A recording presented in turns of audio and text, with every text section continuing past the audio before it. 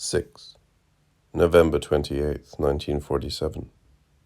How do you make yourself a body without organs? At any rate, you have one, or several. It's not so much that it pre-exists or comes ready-made, although in certain respects it is pre-existent. At any rate, you make one. You can't desire without making one, and it awaits you. It is an inevitable exercise of experimentation, already accomplished the moment you undertake it, unaccomplished as long as you don't. This is not reassuring because you can botch it, or it can be terrifying and lead you to your death. It is non-desire as well as desire. It is not at all a notion or a concept, but a practice, a set of practices. You never reach the body without organs. You can't reach it. You are forever attaining it. It is a limit. People ask, so what is this BWO? But you're already on it, scurrying like a vermin, groping like a blind person, or running like a lunatic. Desert traveler and nomad of the steppes. On it we sleep, live our waking lives, fight and are fought, seek our place, experience untold happiness and fabulous defeats. On it we penetrate and are penetrated, on it we love. On November 28, 1947, Artaud declares war on the organs, to be done with the judgment of God. For you can tie me up if you wish, but there is nothing more useless than an organ. Experimentation, not only radiophonic but also biological and political, incurring censorship and repression, corpus and socius, politics and experimentation. They will not let you experiment in peace. The BWO. It is already underway the moment the body has had enough of organs and wants to slough them off, or loses them. A long procession. The hypochondriac body. The organs are destroyed, the damage has already been done, nothing happens anymore. Miss X claims that she no longer has a brain or nerves or chest or stomach or guts.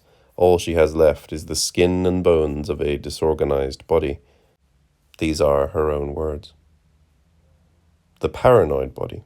The organs are continually under attack by outside forces, but are also restored by outside energies. He lived for a long time without a stomach, without intestines, almost without lungs, with a torn esophagus, without a bladder, and with shattered ribs. He used sometimes to swallow part of his own larynx with his food, etc. But divine miracles, rays, always restored what had been destroyed. The schizo body, waging its own active internal struggle against the organs, at the price of catatonia. Then the drugged body, the experimental schizo. The human body is scandalously inefficient. Instead of a mouth and an anus to get out of order, why not have one all-purpose hole to eat and eliminate? We could seal up nose and mouth, fill in the stomach, make an air hole direct into the lungs where it should have been in the first place. The masochist body. It is poorly understood in terms of pain. It is fundamentally a question of the BWO. It has its sadist or whore sew it up. The eyes, anus, urethra, breasts, and nose are sewn shut. It has itself strung up to stop the organs from working, flayed as if the organs clung to the skin, sodomized, smothered, to make sure everything is sealed tight.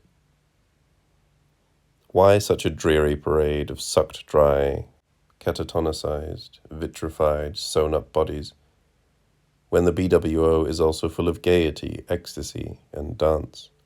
So why these examples? Why must we start here? Emptied bodies instead of full ones. What happened?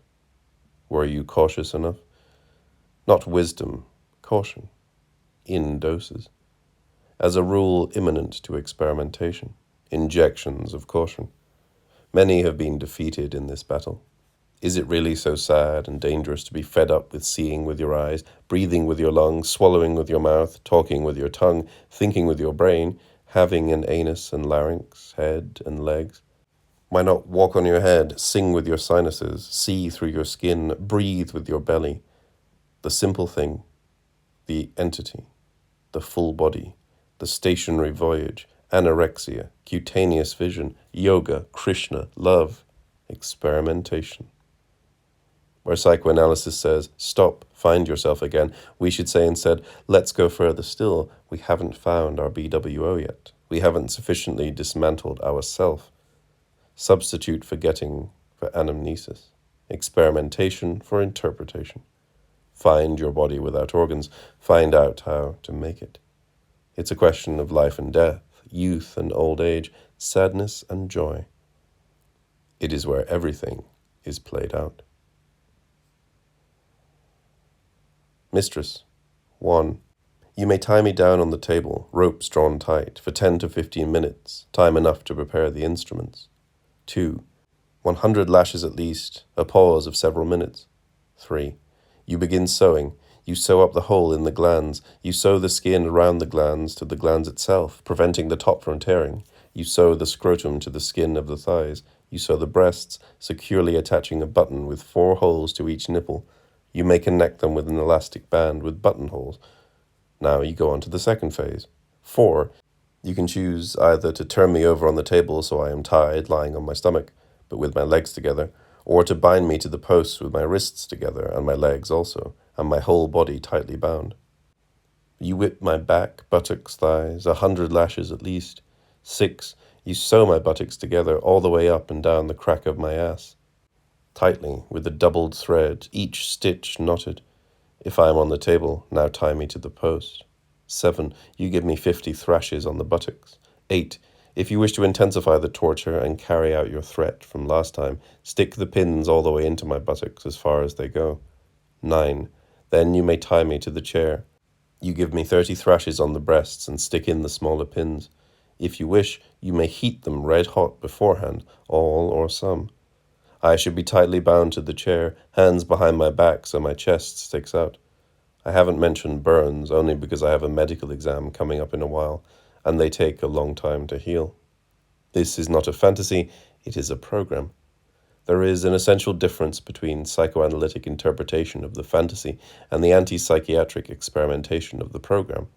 Between the fantasy, an interpretation that must itself be interpreted, and the motor program of experimentation. The BWO is what remains when you take everything away. What you take away is precisely the fantasy, and significances and subjectifications as a whole. Psychoanalysis does the opposite. It translates everything into fantasies. It converts everything into fantasy. It retains the fantasy. It royally botches the real, because it botches the BWO. Something will happen. Something is already happening. But what comes to pass on the BWO is not exactly the same as how you make yourself one. However, one is included in the other. Hence the 2 phases set forth in the preceding letter. Why 2 clearly distinguished phases when the same thing is done in both cases, sewing and flogging? One phase is for the fabrication of the BWO, the other to make something circulate on it or pass across it. The same procedures are nevertheless used in both phases, but they must be done over. Done twice. What is certain is that the masochist has made himself a BWO under such conditions that the BWO can no longer be populated by anything but intensities of pain waves. It is false to say that the masochist is looking for pain, but just as false to say that he is looking for pleasure in a particularly suspensive or roundabout way. The masochist is looking for a type of BWO that only pain can fill or travel over, due to the very conditions under which that BWO was constituted. Pains are populations, packs, modes of king masochist in the desert that he engenders and augments. The same goes for the drugged body and intensities of cold, refrigerator waves. For each type of BWO, we must ask, 1. What type is it? How is it fabricated? By what procedures and means? Predetermining what will come to pass. 2. What are its modes? What comes to pass, and with what variance and what surprises? What is unexpected and what expected? In short, there is a very special relation of synthesis and analysis between a given type of BWO and what happens on it, an a priori synthesis by which something will necessarily be produced in a given mode, but what it will be is not known, and an infinite analysis by which what is produced on the BWO is already part of that body's production, is already included in the body, is already on it, but at the price of an infinity of passages, divisions, and secondary productions. It is a very delicate experimentation, since there must not be any stagnation of the modes or slippage in type. The masochist and the drug user court these ever-present dangers that empty their BWOs instead of filling them. You can fail twice, but it is the same failure, the same danger. Once at the level of the constitution of the BWO, and again at the level of what passes or does not pass across it. You think you have made yourself a good BWO, that you chose the right place.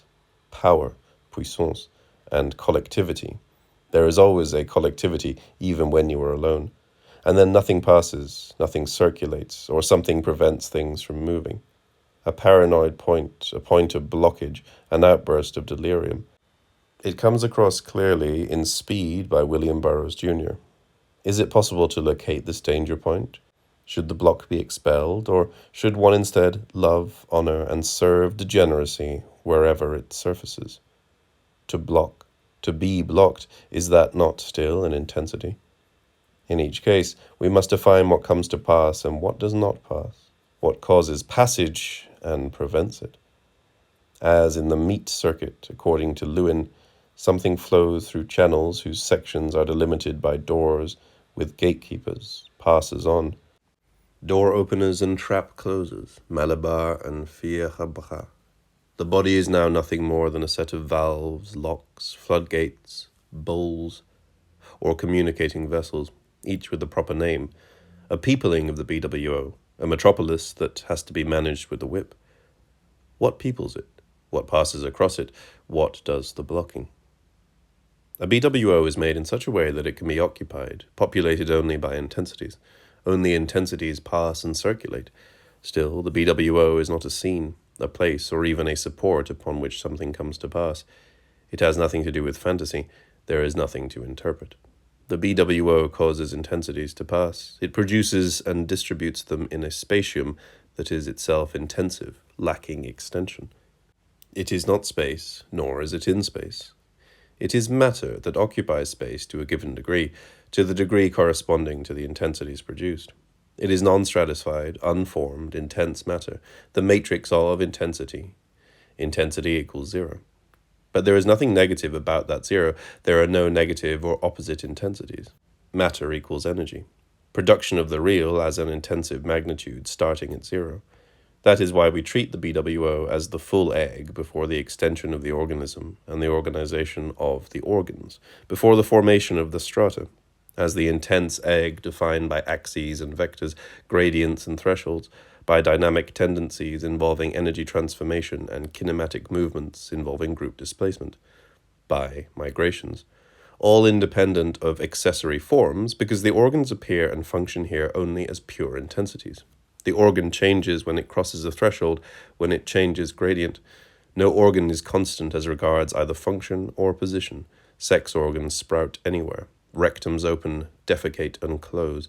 The entire organism changes color and consistency in split-second adjustments. The tantric egg. After all, is not Spinoza's Ethics the great book of the BWO? The attributes are types or genuses of BWOs, substances, powers, zero intensities as matrices of production.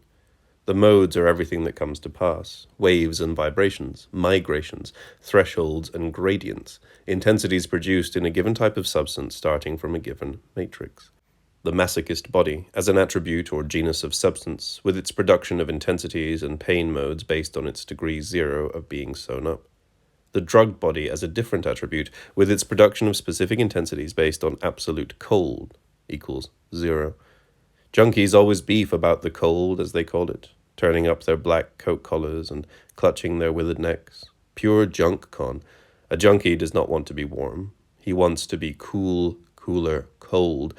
But he wants the cold like he wants his junk, not outside where it does him no good, but inside, so he can sit around with a spine like a frozen hydraulic jack, his metabolism approaching absolute zero.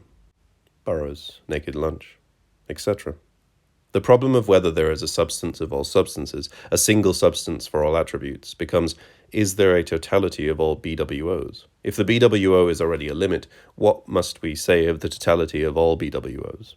It is a problem not of the one and the multiple, but of a fusional multiplicity that effectively goes beyond any opposition between the one and the multiple, a formal multiplicity of substantial attributes that, as such, constitutes the ontological unity of substance. There is a continuum of all the attributes or genuses of intensity under a single substance, and a continuum of the intensities of a certain genus under a single type or attribute, a continuum of all substances in intensity, and of all intensities in substance, the uninterrupted continuum of the BWO. BWO, immanence, immanent limit, drug users, masochists, schizophrenics, lovers, all BWOs pay homage to Spinoza. The BWO is the field of immanence of desire, the plane of consistency specific to desire, with desire defined as a process of production without reference to any exterior agency, whether it be a lack that hollows it out or a pleasure that fills it. Every time desire is betrayed, cursed, uprooted from its field of immanence, a priest is behind it. The priest casts the triple curse on desire, the negative law, the extrinsic rule, and the transcendent ideal. Facing north, the priest said, "Desire is lack. How could it not lack what it desires?"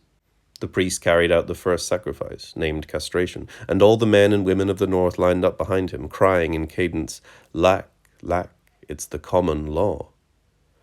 Then, facing south, the priest linked desire to pleasure. For there are hedonistic, even orgiastic priests. Desire will be assuaged by pleasure, and not only will the pleasure obtain silence desire for a moment, but the process of obtaining it is already a way of interrupting it, of constantly discharging it and unburdening oneself of it. Pleasure as discharge. The priest carries out the second sacrifice, named masturbation. Then, facing east, he exclaimed, "Jouissance is impossible, but impossible jouissance is inscribed in desire. For that, in its very impossibility, is the ideal, the manque à jouir, that is life." The priest carried out the third sacrifice, fantasy, or the 1,001 nights, the 120 days, while the men of the East chanted, "Yes, we will be your fantasy, your ideal and impossibility, yours and also our own." The priest did not turn to the West. He knew that in the West lay a plane of consistency, but he thought that the way was blocked by the columns of Hercules, that it led nowhere and was uninhabited by people. But that is where desire was lurking. West was the shortest route east, as well as to the other directions, rediscovered or deterritorialized. The most recent figure of the priest is the psychoanalyst, with his or her three principles: pleasure, death, and reality. Doubtless, psychoanalysis demonstrated that desire is not subordinated to procreation or even to genitality. That was its modernism. But it retained the essentials. It even found new ways of inscribing in desire the negative law of lack, the external rule of pleasure, and the transcendent ideal of fantasy. Take the interpretation of masochism. When the ridiculous death instinct is not invoked, it is claimed that the masochist, like everybody else, is after pleasure, but can only get it through pain and fantasied humiliations, whose function is to ally or ward off deep anxiety. This is inaccurate. The masochist's suffering is the price he must pay, not to achieve pleasure, but to untie the pseudo-bond between desire and pleasure as an extrinsic measure. Pleasure is in no way something that can be attained only by a detour through suffering. It is something that must be delayed as long as possible, because it interrupts the continuous process of positive desire. There is, in fact, a joy that is immanent to desire, as though desire were filled by itself and its contemplations, a joy that implies no lack or impossibility and is not measured by pleasure, since it is what distributes intensities of pleasure and prevents them from being suffused by anxiety, shame, and guilt. In short, the masochist uses suffering as a way of constituting a body without organs and bringing forth a plane of consistency of desire. That there are other ways, other procedures than masochism, and certainly better ones, is beside the point. It is enough that some find this procedure suitable for them. Take a masochist who did not undergo psychoanalysis. Program: at night, put on the bridle and attach my hands more tightly, either to the bit with the chain or to the big belt right after returning from the bath. Put on the entire harness right away also, the reins and thumbscrews, and attach the thumbscrews to the harness. My penis should be in a metal sheath. Ride the reins for 2 hours during the day, and in the evening as the master wishes. Confinement for 3 or 4 days, hands still tied, the reins alternately tightened and loosened. The master will never approach her horse without the crop, and without using it. If the animal should display impatience or rebelliousness, the reins will be drawn tighter. The master will grab them and give the beast a good thrashing. What is this masochist doing? He seems to be imitating a horse, equus seroticus, but that's not it. Nor are the horse and the master trainer or mistress images of the mother or father. Something entirely different is going on, a becoming animal essential to masochism. It is a question of forces. The masochist presents it this way. Training axiom: destroy the instinctive forces in order to replace them with transmitted forces. In fact, it is less a destruction than an exchange and circulation. What happens to a horse can also happen to me. Horses are trained. Humans impose upon the horses instinctive forces, transmitted forces, that regulate the former, select, dominate, overcode them. The masochist effects an inversion of signs. The horse transmits its transmitted forces to him, so that the masochist's innate forces will in turn be tamed. There are two series: the horse's, innate force, force transmitted by the human being, and the masochist's, force transmitted by the horse, innate force of the human being. One series explodes into the other, forms a circuit with it, an increase in power or a circuit of intensities. The master, or rather the mistress rider, the equestrian, ensures the conversion of forces and the inversion of signs. The masochist constructs an entire assemblage that simultaneously draws and fills the field of immanence of desire. He constitutes a body without organs or plane of consistency, using himself, the horse, and the mistress. Results to be obtained, that I am kept in continual expectancy of actions and orders, and that little by little all opposition is replaced by a fusion of my person with yours. Thus, at the mere thought of your boots, without even acknowledging it, I must feel fear. In this way, it will no longer be women's legs that have an effect on me. And if it pleases you to command me to receive your caresses, when you have had them, and if you make me feel them, you will give me the imprint of your body as I have never had it before, and never would have had it otherwise. Legs are still organs, but the boots now only determine a zone of intensity as an imprint or zone on a BWO. Similarly, or actually in a different way, it would be an error to interpret courtly love in terms of a law of lack or an ideal of transcendence. The renunciation of external pleasure, or its delay, its infinite regress, testifies, on the contrary, to an achieved state in which desire no longer lacks anything, but fills itself and constructs its own field of immanence. Pleasure is an affection of a person or a subject. It is the only way for persons to find themselves in the process of desire that exceeds them. Pleasures, even the most artificial, are re-territorializations.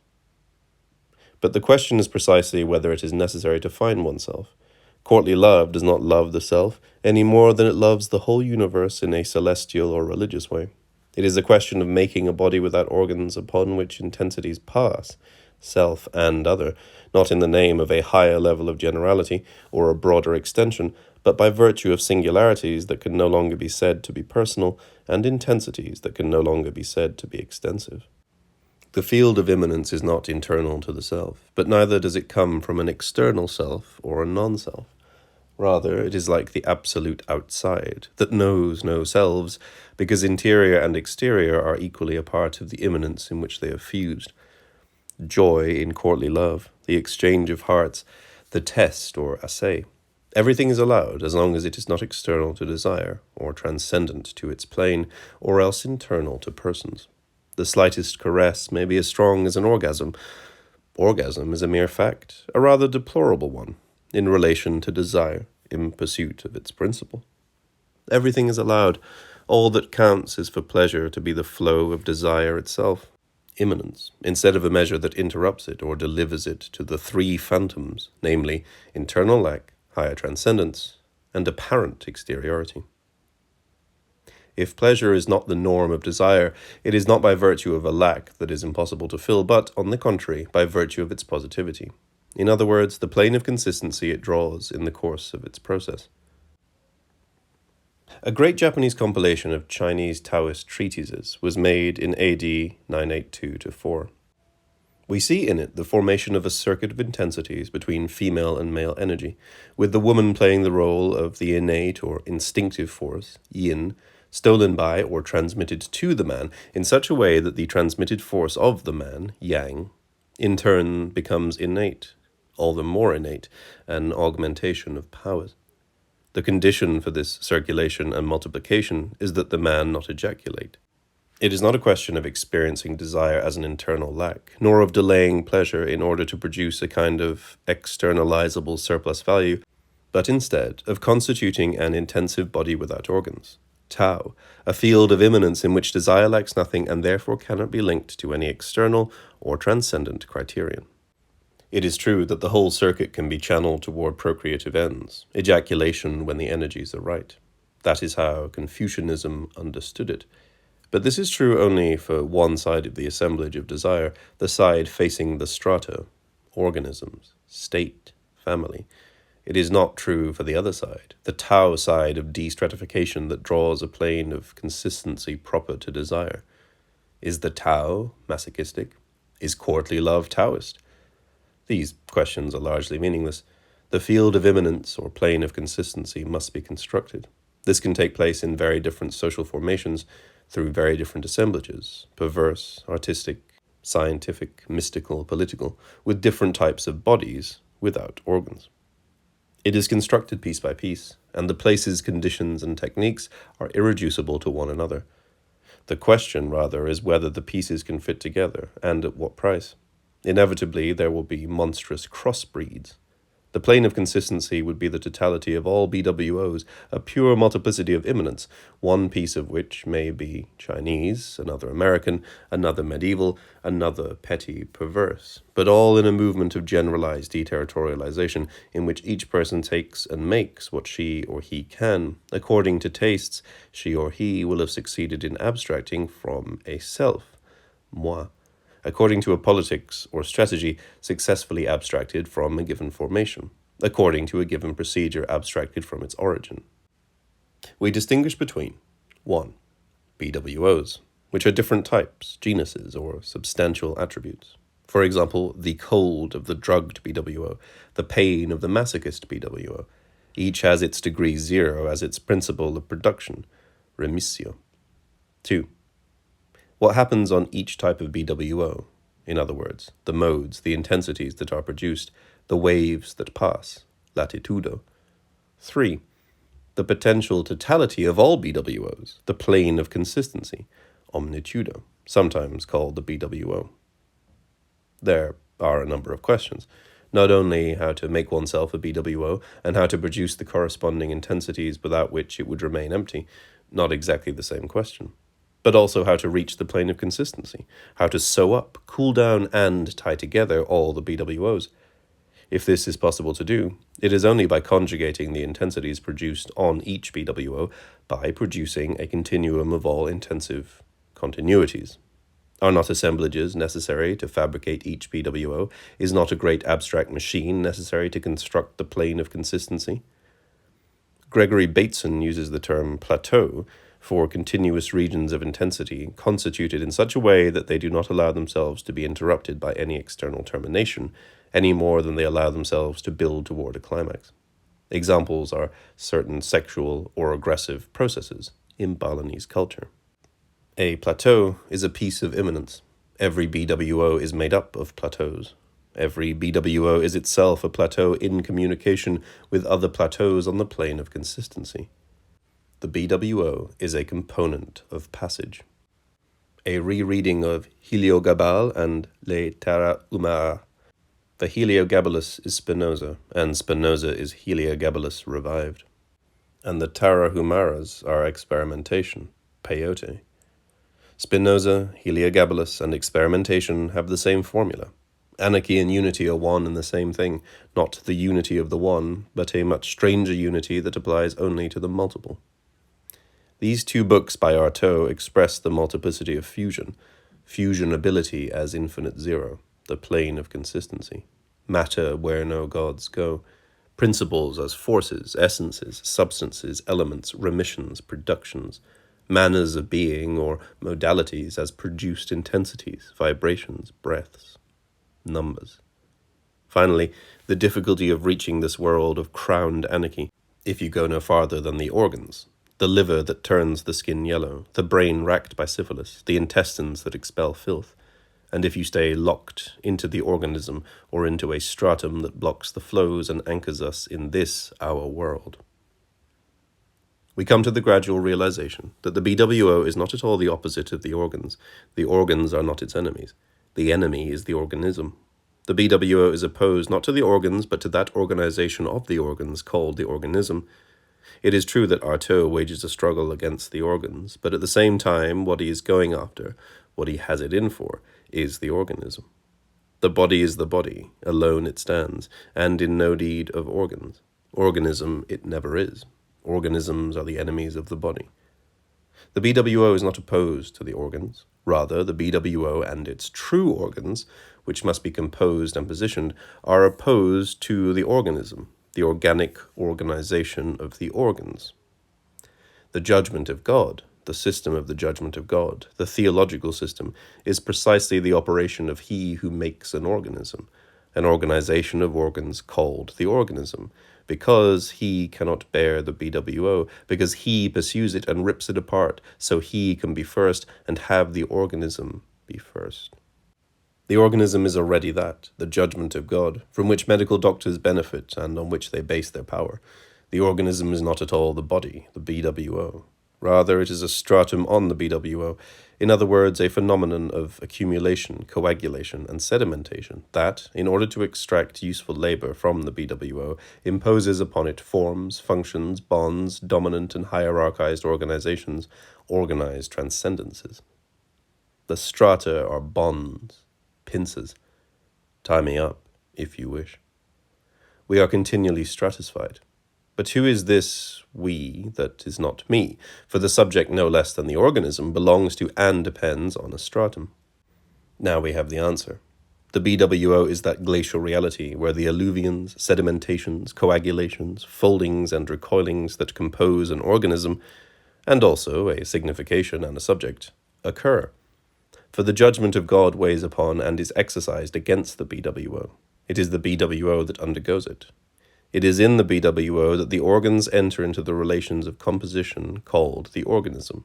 The BWO howls, they've made me an organism, they've wrongfully folded me, they've stolen my body. The judgment of God uproots it from its immanence and makes it an organism, a signification, a subject. It is the BWO that is stratified. It swings between two poles, the surfaces of stratification into which it is recoiled, on which it submits to the judgment, and the plane of consistency in which it unfurls and opens to experimentation. If the BWO is a limit, if one is forever attaining it, it is because behind each stratum, encasted in it, there is always another stratum. For many a stratum, and not only an organism, is necessary to make the judgment of God. A perpetual and violent combat between the plane of consistency, which frees the BWO, cutting across and dismantling all of the strata, and the surfaces of stratification that block it or make it recoil. Let us consider the three great strata concerning us, in other words, the ones that most directly bind us: the organism, signifiance, and subjectification. The surface of the organism, the angle of signifiance and interpretation, and the point of subjectification or subjection. You will be organized. You will be an organism. You will articulate your body. Otherwise, you're just depraved. You will be signifier and signified, interpreter and interpreted. Otherwise, you're just a deviant. You will be a subject, nailed down as one, a subject of the enunciation recoiled into a subject of the statement. Otherwise, you're just a tramp. To the strata as a whole, the BWO opposes disarticulation, or N-articulations, as the property of the plane of consistency, experimentation as the operation on that plane, no signifier, never interpret, and nomadism as the movement. Keep moving, even in place, never stop moving, motionless voyage, desubjectification.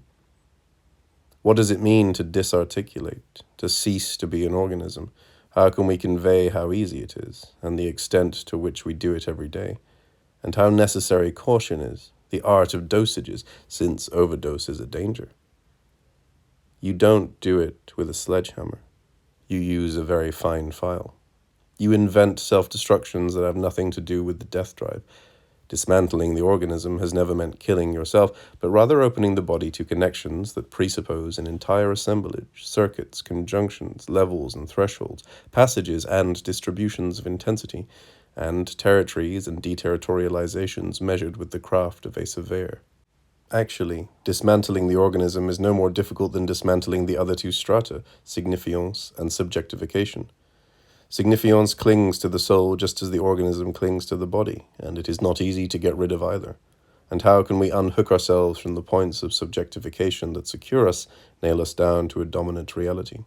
Tearing the conscious away from the subject in order to make it a means of exploration, tearing the unconscious away from signifiance and interpretation in order to make it a veritable production. This is assuredly no more or less difficult than tearing the body away from the organism. Caution is the art common to all three. If, in dismantling the organism, there are times one courts death, in slipping away from signifiance and subjection one courts falsehood, illusion and hallucination, and psychic death. Artaud weighs and measures every word. The conscious knows what is good for it and what is of no value to it. It knows which thoughts and feelings it can receive without danger and with profit, and which are harmful to the exercise of its freedom. Above all, it knows just how far its own being goes, and just how far it has not yet gone or does not have the right to go without sinking into the unreal, the illusory, the unmade, the unprepared. A plane which normal consciousness does not reach, but which Siguri allows us to reach, and which is the very mystery of all poetry. But there is in human existence another plane, obscure and formless, where consciousness has not entered, and which surrounds it like an unilluminated extension or a menace, as the case may be, and which itself gives off adventurous sensations, perceptions. These are those shameless fantasies which affect an unhealthy conscious. I, too, have had false sensations and perceptions, and I have believed in them. Artaud, the Peyote Dance. You have to keep enough of the organism for it to reform each dawn, and you have to keep small supplies of signifiance and subjectification, if only to turn them against their own systems when the circumstances demand it, when things, persons, even situations force you to. And you have to keep small rations of subjectivity in sufficient quantity to enable you to respond to the dominant reality, mimic the strata. You don't reach the BWO and its plane of consistency by wildly destratifying. That is why we encountered the paradox of those emptied and dreary bodies at the very beginning. They had emptied themselves of their organs, instead of looking for the point at which they could patiently and momentarily dismantle the organization of the organs we call the organism. There are, in fact, several ways of botching the BWO. Either one fails to produce it, or one produces it, more or less. But nothing is produced on it. Intensities do not pass or are blocked. This is because the BWO is always swinging between the surfaces that stratify it and the plane that sets it free. If you free it with too violent an action, if you blow apart the strata without taking precautions, then instead of drawing the plane, you will be killed, plunged into a black hole, or even dragged toward catastrophe.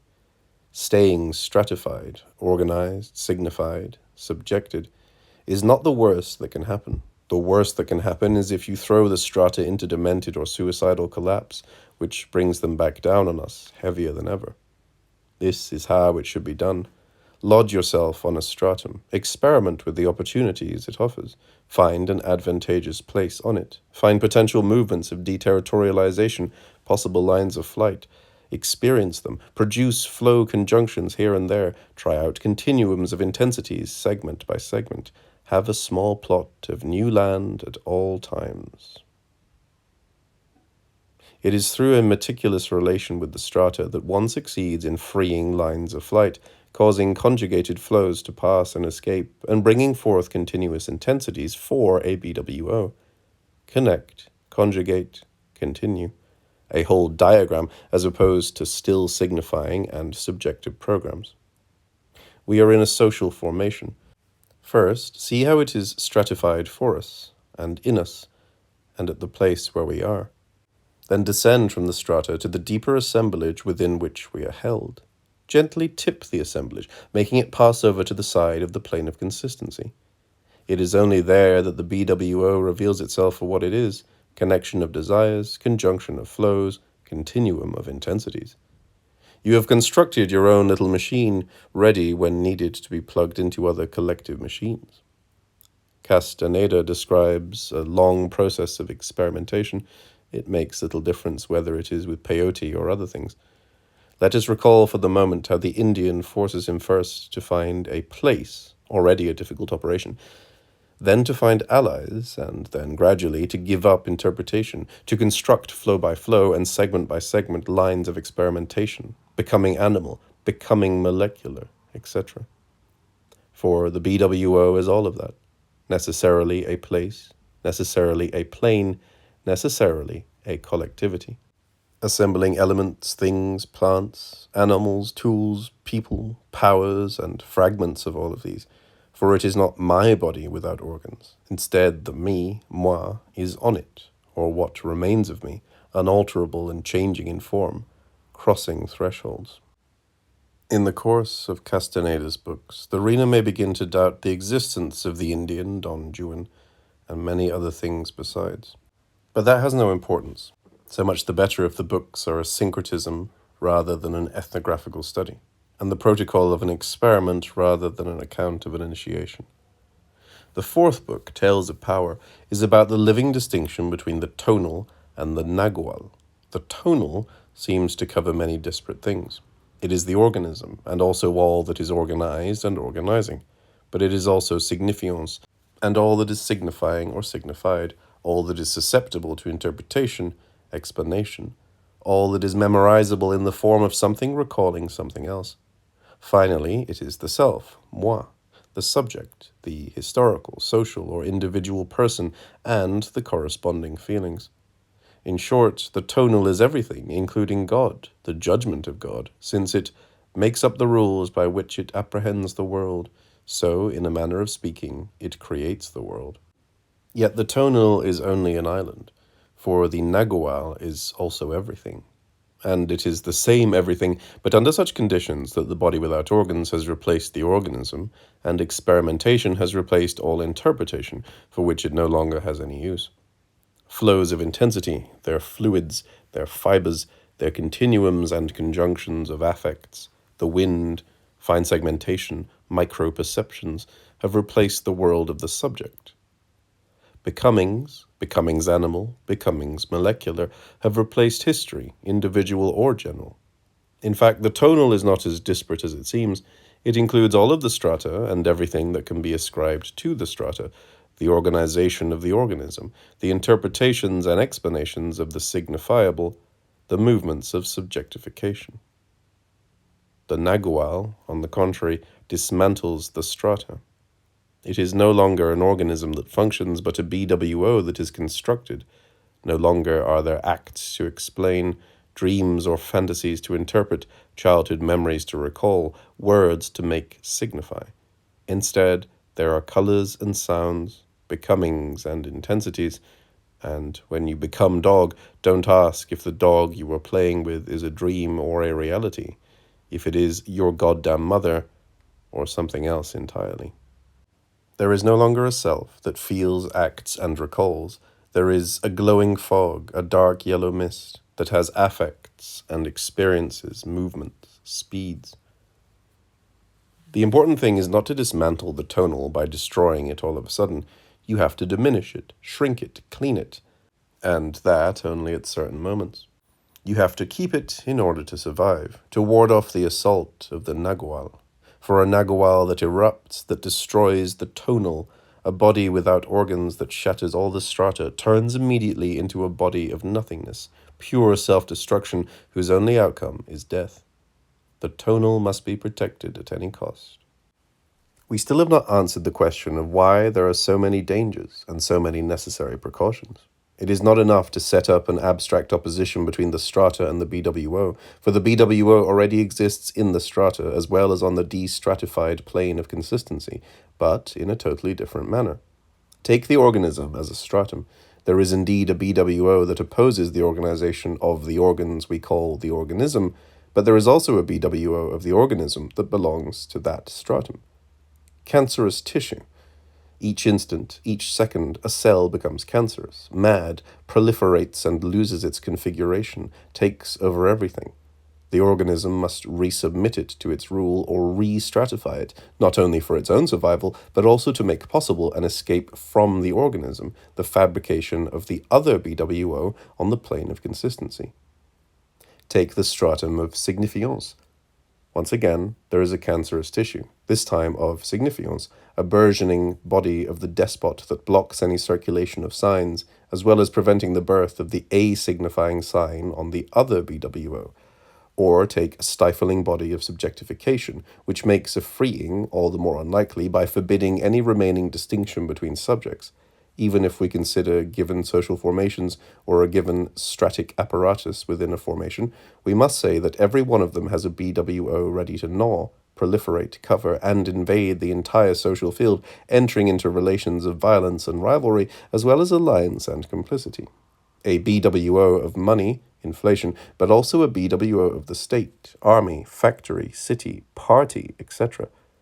If the strata are an affair of coagulation and sedimentation, all a stratum needs is a high sedimentation rate for it to lose its configuration and articulations, and to form its own specific kind of tumor within itself or in a given formation or apparatus. The strata spawn their own BWOs, totalitarian and fascist BWOs, terrifying caricatures of the plane of consistency. It is not enough to make a distinction between full BWOs on the plane of consistency and empty BWOs on the debris of strata destroyed by a too violent de-stratification. We must also take into account cancerous BWOs in a stratum that has begun to proliferate. The three-body problem. Artaud said that outside the plane is another plane surrounding us with an unilluminated extension or a menace, as the case may be. It is a struggle, and as such is never sufficiently clear. How can we fabricate a BWO for ourselves without its being the cancerous BWO of a fascist inside us, or the empty BWO of a drug addict, paranoiac, or hypochondriac? How can we tell the three bodies apart? Artaud was constantly grappling with this problem. The extraordinary composition of "to be done with the judgment of God." He begins by cursing the cancerous body of America, the body of war and money. He denounces the strata, which he calls caca. To the strata he opposes the true plane, even if it is only peyote, the little trickle of the tarahumaras. But he also knows the dangers of a too sudden, careless de-stratification. Artaud was constantly grappling with all of that, and flowed with it. Letter to Hitler. Dear Sir, in 1932, in the Ida Cafe in Berlin, on one of the evenings when I made your acquaintance and shortly before you took power, I showed you roadblocks on a map that was not just a map of geography, roadblocks against me, an act of force aimed in a certain number of directions you indicated to me. Today, Hitler, I lift the roadblocks I set down. The Parisians need gas. Yours, A.A. P.S. Be it understood, dear sir, that this is hardly an invitation. It is, above all, a warning. That map that is not only a map of geography is something like a BWO intensity map, where the roadblocks designate thresholds and the gas, waves or flows. Even if Artaud did not succeed for himself, it is certain that through him something has succeeded for us all. The BWO is the egg. But the egg is not regressive. On the contrary, it is perfectly contemporary. You always carry it with you as your own milieu of experimentation, your associated milieu. The egg is the milieu of pure intensity, spatium, not extension, zero intensity as principle of production. There is a fundamental convergence between science and myth, embryology and mythology, the biological egg and the psychic or cosmic egg. The egg always designates this intensive reality, which is not undifferentiated, but is where things and organs are distinguished solely by gradients, migrations, zones of proximity. The egg is the BWO. The BWO is not before the organism. It is adjacent to it and is continually in the process of constructing itself. If it is tied to childhood, it is not in the sense that the adult regresses to the child and the child to the mother, but in the sense that the child, like the Dogon twin who takes a piece of the placenta with him, tears from the organic form of the mother an intense and de-stratified matter that, on the contrary, constitutes his or her perpetual break with the past, his or her present experience, experimentation.